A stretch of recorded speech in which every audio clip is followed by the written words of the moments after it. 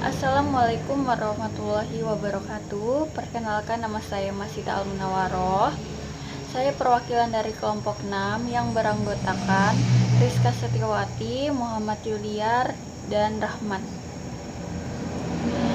Saya di sini akan mempresentasikan yang berjudul kebebasan ekonomi dalam Islam. Kebebasan untuk menjual atau berbisnis dengan prinsip kebebasan ini banyak sekali melahirkan kepribadian seseorang yang profesional dalam segala bidang.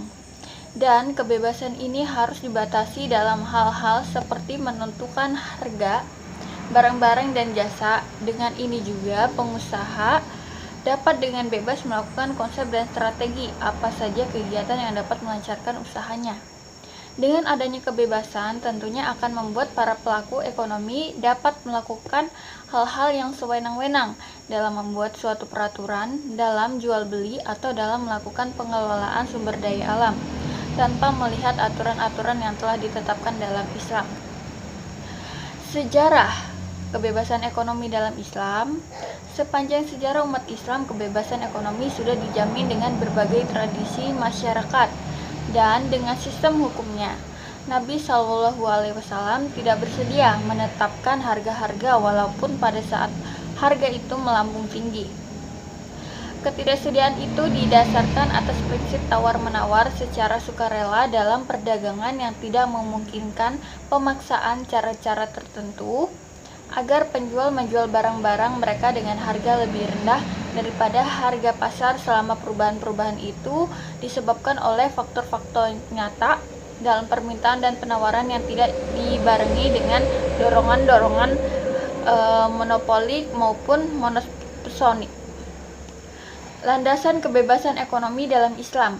Karena Al-Quran sendiri telah menyatakan bahwa segala kerusakan yang ada di daratan atau di lautan adalah disebabkan oleh keserakahan manusia. Ar-Rum ayat 41. Kemudian dalam melakukan proses kegiatan ekonomi tersebut, seseorang tidak bisa lepas dengan aturan-aturan yang sudah ada dalam Islam.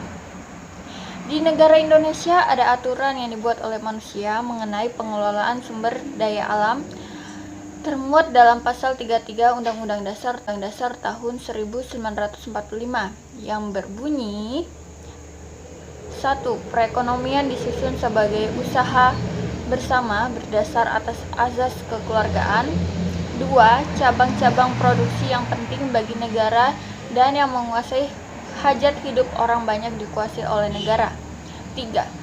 Bumi dan air dan kekayaan alam yang terkandung di dalamnya dikuasai oleh negara dan dipergunakan untuk sebesar-besarnya kemakmuran rakyat.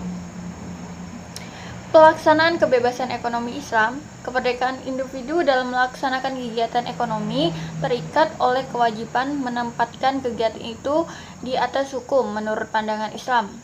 Setiap kegiatan ekonomi itu ada hukumannya menurut Islam, kecuali yang telah oleh Nas sebagai haram. Demikian itu sesuai dengan kaidah yang berbunyi segala sesuatu pada asalnya adalah boleh, seperti yang dijelaskan dalam firman Allah Subhanahu wa Ta'ala, yang artinya Dialah Allah yang menjadikan segala yang ada di bumi untukmu. Surah Al-Baqarah ayat 29.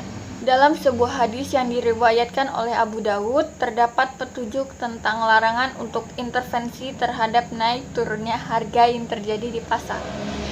Rasulullah Shallallahu Alaihi Wasallam menolak untuk menentukan harga yang sedang berlaku di pasar, karena ada yang berhak menentukan harga, yaitu pelaku ekonomi bisnis atau penjual dan pembeli. Menentukan harga dengan tidak melibatkan pelaku ekonomi merupakan kesaliman yang kelak diminta pertanggungjawaban di akhirat. Konsep kebebasan pasar dalam Islam dapat dibenarkan jika dibangun atas prinsip-prinsip seperti 1. Al-Ridho, yakni segala transaksi yang dilakukan haruslah atas dasar kerelaan antara masing-masing pihak. 2. Persaingan sehat, mekanisme pasar akan terhambat bekerja jika terjadi penimbunan atau ikhtiar atau monopoli. 3. Kejujuran, Kejujuran merupakan pilar yang sangat penting dalam Islam, sebab kejujuran adalah nama lain dari kebenaran itu sendiri. Keterbukaan serta keadilan. Pelaksanaan prinsip ini adalah transaksi yang dilakukan dituntut untuk berlaku benar dalam mengungkapkan kehendak dan keadaan sesungguhnya. Sekian presentasi dari kami kelompok 6, kurang lebihnya saya mohon maaf. Saya akhiri, Assalamualaikum warahmatullahi wabarakatuh.